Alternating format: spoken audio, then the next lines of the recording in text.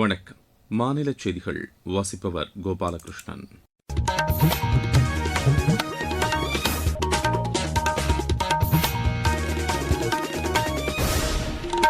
தலைப்புச் செய்திகள். நேபாள நாடாளுமன்ற தேர்தலில் வெற்றி பெற்றுள்ள ராஷ்டிரிய சுதந்திரா கட்சித் தலைவர்களுக்கு பிரதமர் திரு நரேந்திர மோடி வாழ்த்து தெரிவித்துள்ளார். அனைவருக்கும் கல்வி கிடைக்கக்கூடிய வகையில் தேசிய கல்விக் கொள்கை அமைந்திருப்பதாக மத்திய அமைச்சர் திரு தர்மேந்திர பிரதான் தெரிவித்துள்ளார். தமிழ்நாடு வீட்டு வசதி வாரியத்தின் பழைய நில இழப்பு இடங்களில் குடியிருக்கும் மக்களின் பட்டா கோரிக்கை குறித்து விரைவில் தீர்வு காணப்படும் என்று மாநில அரசு தெரிவித்துள்ளது. தமிழக கடலோர மாவட்டங்களில் இன்று மிதமான மழைக்கு வாய்ப்புள்ளதாக சென்னை வானிலை ஆய்வு மையம் தெரிவித்துள்ளது. உலகக்கோப்பை தகுதிச் சுற்று மகளிர் ஹாக்கிப் போட்டியில் இந்திய ஸ்காட்லாந்து அணிகளுக்கு இடையேயான ஆட்டம் டிராவில் முடிவடைந்தது. இனி விரிவான செய்திகள். நேபாள நாடாளுமன்ற தேர்தலில் ராஷ்டிரிய சுதந்திரா கட்சி அமோக வெற்றி பெற்றிருப்பதற்கு அக்கட்சியின் தலைவர்கள் திரு ராபி லாமிச்சானே, திரு பாலேந்திர ஷா ஆகியோருக்கு பிரதமர் திரு நரேந்திர மோடி வாழ்த்து தெரிவித்துள்ளார். அவர்களுடன் தொலைபேசியில் தொடர்பு கொண்டு பேசிய பிரதமர், நேபாளத்தில் அமையவிருக்கும் புதிய அரசுடன் இணைந்து செயல்பட இந்தியா உறுதிபூண்டிருப்பதாக தெரிவித்தார். பரஸ்பர முன்னேற்றம், இரு நாடுகளுக்கும் நன்மை பயக்கக்கூடிய விஷயங்கள் உள்ளிட்டவற்றில் ஒத்துழைப்பை எதிர்நோக்கியிருப்பதாகவும் அவர் கூறியுள்ளார். கூட்டு செயல்பாட்டின் மூலம் எதிர்காலத்தில் இந்திய நேபாள நாடுகளுக்கு இடையேயான நல்லுறவுகள் புதிய உச்சத்தை எட்டும் என்றும் திரு நரேந்திர மோடி நம்பிக்கை தெரிவித்துள்ளார்.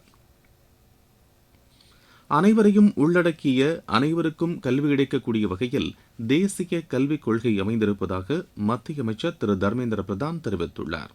அனைவரின் முயற்சியுடன் அனைவருக்குமான வளர்ச்சி என்ற கருப்பொருளுடன் நடைபெற்ற காணொலி கருத்தரங்கில் நிறைவுரையாற்றிய அவர், வரும் நிதியாண்டுக்கான பட்ஜெட்டில் கல்வி, வேலைவாய்ப்பு, புதுமை கண்டுபிடிப்பு, ஆராய்ச்சிக்கு முன்னுரிமை அளிக்கப்பட்டிருப்பதாக கூறினார். இந்த கருத்தரங்கில் பல்வேறு துறைகளையும் சேர்ந்த நிபுணர்கள் பங்கேற்று தங்களின் கருத்துக்களை தெரிவித்ததற்கு தமது நன்றியை தெரிவித்துக் கொள்வதாகவும் அவர் குறிப்பிட்டார். பட்ஜெட் அறிவிப்புகளை நடைமுறைப்படுத்துவதில் நிபுணர்களின் ஆலோசனைகள் முக்கிய பங்கு வகிக்கும் என்றும் திரு தர்மேந்திர பிரதான் தெரிவித்தார். மருந்துகள், சுகாதாரம் மற்றும் மருத்துவ தொழில்நுட்ப துறைகளில் புதிய வாய்ப்புகளை உருவாக்க இந்தியாவின் தடையற்ற வர்த்தக ஒப்பந்தங்கள் வழிவகுக்கும் என்று மத்திய அமைச்சர் திரு பியூஷ் கோயல் தெரிவித்துள்ளார். புதுதில்லியில் நேற்று பட்ஜெட்டுக்கு பிந்தைய காணொலி கருத்தரங்கில் உரையாற்றிய அவர், உலக அளவில் இந்தியாவின் வர்த்தக நிலைப்பாட்டை வலுப்படுத்துவதற்கு மருத்துவத்துறை முக்கிய பங்கு வகிக்கும் என்று கூறினார். பிரதமர் திரு நரேந்திர மோடி தலைமையிலான மத்திய அரசு கடந்த 3.5 ஆண்டுகளில் 9 தடையற்ற வர்த்தக ஒப்பந்தங்களில் கையெழுத்திட்டிருப்பதாகவும் அவர் தெரிவித்தார். சுகாதாரத்துறையை மேலும் வலுப்படுத்துவதற்கு ஏதுவாக ஏற்றுமதியில் அதிக கவனம் செலுத்த வேண்டியது அவசியம் என்று திரு பியூஷ் கோயல் குறிப்பிட்டார். தூத்துக்குடி வ.உ. சிதம்பரனார் துறைமுகம் ஒரே கப்பலில் இருந்து 147 பிரம்மாண்ட காற்றாலை இறக்குகளை இறக்கி சாதனை படைத்துள்ளது. சீனாவில் இருந்து வந்த இந்த இறக்குகள் வெற்றிகரமாக இறக்கப்பட்டதாக எமது செய்தியாளர் தெரிவிக்கிறார். தூத்துக்குடி வ.உ. சிதம்பரனார் துறைமுக ஆணையம் புதுப்பிக்கத்தக்க எரிசக்தி சரக்குகளை கையாள்வதில் புதிய தேசிய சாதனைகளை படைத்துள்ளது. இந்தியாவிலேயே முதன்முறையாக ஒரே கப்பலில் இருந்து 147 காற்றாலை இறகுகள் மற்றும் அதன் உதிரி பாகங்களை கையாண்டு வரலாற்று சாதனை நிகழ்த்தியுள்ளது. சீனாவின் ஷின்ஷோ துறைமுகத்திலிருந்து MV4N GU ஷோ என்ற கப்பல் மூலமாக தலா 76 மீட்டர் நீளமுள்ள 147 இறகுகள் வெற்றிகரமாக இறக்கி முடிக்கப்பட்டுள்ளன. பாரத பிரதமர் நரேந்திர மோடியின் மேரிடைம் அம்ரித் கால் விஷன் 2047 திட்டத்தின்படி சுற்றுச்சூழலுக்கு உகந்த கடல்சார் துறையை உருவாக்க இந்த துறைமுகம் உறுதியுடன் செயல்படுத்தி வருகிறது. தூத்துக்குடி மாவட்ட செய்தியாளர் ஏ. லக்ஷ்மணன். நீங்கள் கேட்டுக்கொண்டிருப்பது மாநில செய்தி அறிக்கை. மக்கள் போற்றும் மத்திய பட்ஜெட். தமிழகத்தின் ரயில் மேம்பாட்டு திட்டங்களுக்கு 7611 கோடி ரூபாய் நிதி ஒதுக்கீடு. சென்னையிலிருந்து ஹைதராபாத் மற்றும் பெங்களூருவுக்கு புல்லட் ரயில் வழித்தடம். தென்னை விவசாயிகளுக்கான ஊக்குவிப்பு திட்டம். ஆதிச்சநல்லூரில் சர்வதேச தரத்திலான கலாச்சார மையம். பொதிகை மலையில் மலையேற்றத்திற்கான வழித்தடம். பழவேற்காடு ஏரியில் பறவைகள் காட்சி மையம். மாவட்டம் தோறும் மகளிர் விடுதிகள். தமிழகம் மட்டுமின்றி நாடே போற்றும் மத்திய பட்ஜெட். வளர்ச்சியடைந்த இந்தியாவிற்கான பயணத்தில் மோடி அரசு. தொடரும் சீர்திருத்த நடவடிக்கைகள். தமிழ்நாடு வீட்டு வசதி வாரியத்தின் பழைய நில எடுப்பு இடங்களில் குடியிருக்கும் மக்களின் பட்டா கோரிக்கை குறித்து விரைவில் தீர்வு காணப்படும் என்று மாநில அரசு தெரிவித்துள்ளது. வீட்டு வசதி வாரியத்தின் சில இடங்களில் நில ஆர்ஜிதம் செய்யப்பட்டது தெரியாமல் பொதுமக்கள் பலர் மனைகளை வாங்கி குடியிருந்து வருவதாகவும் அவர்களின் கோரிக்கைகளை தீர்ப்பது குறித்து புதிய திட்டம் தொடங்கப்பட்டதாகவும் வீட்டு வசதி வாரிய செய்திக்குறிப்பு தெரிவிக்கிறது. அதன்படி 2 நபர் குழு அமைக்கப்பட்டு அந்த குழு தமது விசாரணை அறிக்கையை விரைவில் அரசுக்கு அளிக்க உள்ளது. அதன் அடிப்படையில் அரசின் ஒப்புதல் பெற்று நில உரிமையாளர்களுக்கு விரைவில் பட்டா கிடைக்க நடவடிக்கை மேற்கொள்ளப்படும் என்று அந்த செய்திக்குறிப்பில் கூறப்பட்டுள்ளது. கோடை காலத்தில் அதிகரிக்கும் கடுமையான வெப்பம் காரணமாக பறவைகள் பாதிக்கப்படுவதை தடுக்க சேலத்தில் வீடுகளில் சிறிய தண்ணீர் தொட்டிகளை வைத்து பறவைகளுக்கு தன்னார்வலர்கள் உதவி வருகிறார்கள். இதன் மூலம் நீர்ச்சத்து குறைபாட்டால் பறவைகள் பாதிப்பை தடுக்க முடியும் என்று அவர்கள் எமது செய்தியாளரிடம் தெரிவித்தனர்.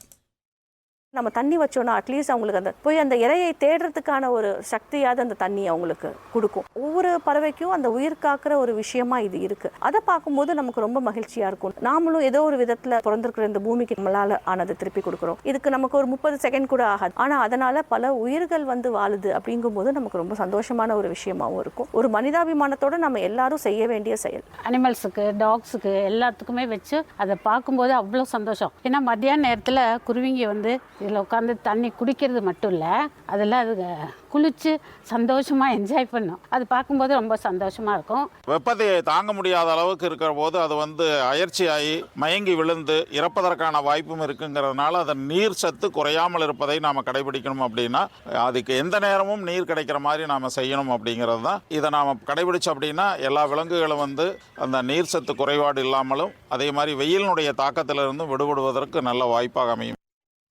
தமிழக கடலோர மாவட்டங்களில் இன்று மிதமான மழைக்கு வாய்ப்புள்ளதாக சென்னை வானிலை ஆய்வு மையம் தெரிவித்துள்ளது. தென் தமிழகத்திலிருந்து கடலோர கர்நாடகம் வரை வளிமண்டல கீழடுக்கு சுழற்சி நிலவுவதன் காரணமாக கடலோர மாவட்டங்களின் ஓரிரு இடங்களிலும் புதுச்சேரியிலும் மிதமான மழை பெய்யக்கூடும் என்று வானிலை மைய அறிக்கை தெரிவிக்கிறது. தென் மாவட்டங்களில் நாளை லேசான மழை பெய்யும் என்றும் வரும் வெள்ளிக்கிழமை கன்னியாகுமரி, திருநெல்வேலி, தூத்துக்குடி மாவட்டங்களில் மிதமான மழை பெய்ய வாய்ப்புள்ளதாகவும் அந்த மையம் தெரிவித்துள்ளது. இருவரிச் செய்திகள். ஈரான் மற்றும் யுக்ரைனுக்கு எதிரான தாக்குதல் குறித்து ரஷ்ய அதிபர் திரு விளாடிமிர் புட்டின் அமெரிக்க அதிபர் திரு டொனால்டு டிரம்பை தொலைபேசியில் தொடர்பு கொண்டு ஆலோசனை மேற்கொண்டார். பாகிஸ்தான் ராணுவ தளபதிகள் உள்நாட்டு பிரச்சினைகளுக்கு தீர்வு காணாமல் அந்த பிராந்தியத்தில் பாதுகாப்பு அச்சுறுத்தலை ஏற்படுத்தி வருவதாக ஆப்கானிஸ்தான் வெளியுறவு அமைச்சர் திரு அமீர் கான் மட்டோக்கி குற்றம் சாட்டியுள்ளார். தொஹாவில் சிக்கி தவித்த சுமார் 1000க்கும் மேற்பட்ட இந்தியர்கள் கடந்த 3 நாட்களில் விமானங்கள் மூலம் தாயகம் அனுப்பி வைக்கப்பட்டதாக கத்தாரில் உள்ள இந்திய தூதரகம் தெரிவித்துள்ளது. மேற்குவங்கத்தில் சட்டப்பேரவைத் தேர்தலை முன்னிட்டு அரசியல் கட்சிகளின் பிரதிநிதிகளுடன் தலைமை தேர்தல் ஆணையர் திரு ஞானேஷ்குமார் தலைமையிலான குழுவினர் நேற்று ஆலோசனை நடத்தினர். நாடு முழுவதும் 46 நகரங்களில் உள்ள 62 உணவகங்களில் வருமான வரித்துறையினர் நடத்திய சோதனையின்போது 408 கோடி ரூபாய் மதிப்பிலான விற்பனை மறைக்கப்பட்டிருப்பது கண்டறியப்பட்டு விசாரணை நடைபெறுகிறது. பாதுகாப்பான முறையில் பட்டாசு தயாரிப்பது குறித்து ஆந்திர மாநில IAS அதிகாரிகள் குழு சிவகாசியில் உள்ள பட்டாசு ஆலைகளில் நேற்று ஆய்வு மேற்கொண்டனர். சட்டப்பேரவைத் தேர்தலின் போது கண்காணிப்பு பணியில் ஈடுபடும் அலுவலர்கள், தேர்தல் நடத்தும் அலுவலர்களுக்கான ஆலோசனை மற்றும் வழிகாட்டுதல் கூட்டம் நாமக்கல் மாவட்டம் திருச்செங்கோட்டில் நடைபெற்றது.